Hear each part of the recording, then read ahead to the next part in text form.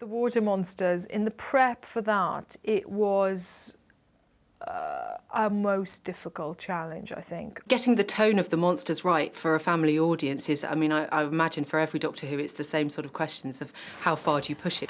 The first images, which came from Neil Gorton, Millennium Effects, were terrifying. I thought they were too frightening. Wow, come on. I think we're on the edge of what's acceptable there. One of the joys of Who historically has always been that it scares people, and you want that kind of thrill factor without sending kids to bed with nightmares. People are thinking that is too scary. I mean, I'm quite interested to see him, that shot with black, because it's not the same as looking at that. Because without the hair or anything, that looks so freaky.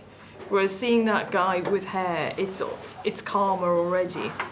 Well, when we do the test, we should do it with the black then, and then if once we've seen it on the real person, it's too scary, we can always. Yeah, let's have a look at that. So we're aiming for a camera test and pre. We have to. I think we should. Yeah. We had more meetings about the flood creatures and more tests and more worries than anything else, I think, in all these years of making Doctor Who. The effect in the script was described as sort of water oozing from the pores and running down the face. And the guys at Any Effects had an idea about rigging a tubing on the head. The first water show and tell was really terrifying, and it got worse and worse, actually.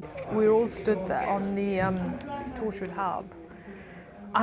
We were all quite tense, actually, and quite skittish that day, because we've never done water people, and there were so many elements, and it was very complicated, and we knew it was going to be a struggle and a really big departure for us.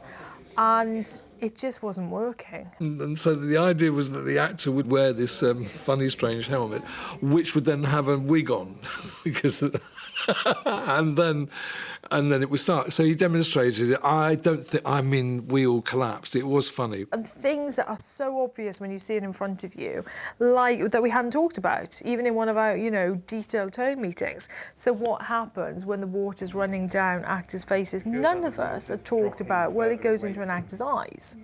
And of course the actor is standing there blinking madly. And you're just like, we're not going to be able to get a single take because it looks ridiculous. And I know that Russell was standing there thinking, this whole thing is going to have to be rewritten.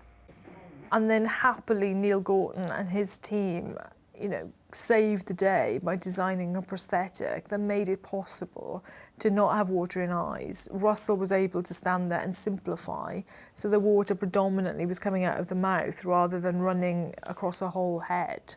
So what you've got in here is a couple of tubes that go in the back, and inside this rubber sleeve is a channel. So he'll have that glued to his face first, and then have the prosthetics put over so he looks, you can't see any of this tubing here.